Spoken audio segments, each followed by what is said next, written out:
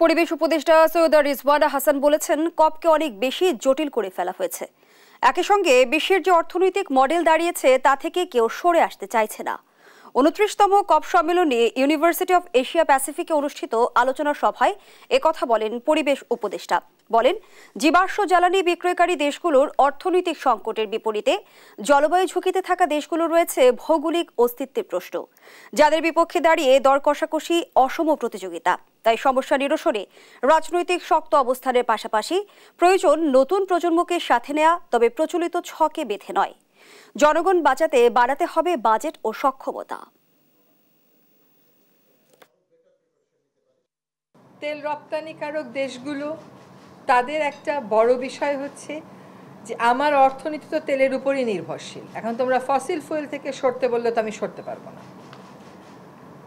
আমাদের মতন দেশগুলোর বিষয় হচ্ছে যে যদি জলবায়ু পরিবর্তন হয়েই যায় যেভাবে করে আইপিসিসি বলছে, তাহলে তো আমাদের অস্তিত্বই থাকবে না। 1% করে কৃষি জমি আমাদের প্রতি বছর কমছে। এখন আমরা কত টাকা নিয়ে আসলে অ্যাডাপ্ট করতে পারবো, এটা তো একটা বড় বিষয় আছে। আমাদের ডিফরেস্টেশন হচ্ছে গ্লোবাল ডিফরেস্টেশন রেটের দ্বিগুণ। এটা আশা করা ঠিক না যে অল্প সময়ে এটা ফিক্স করে ফেলা যাবে, কিন্তু এটা একটা জায়গায় অ্যারেস্ট করার প্রক্রিয়া হয়তো শুরু হবে।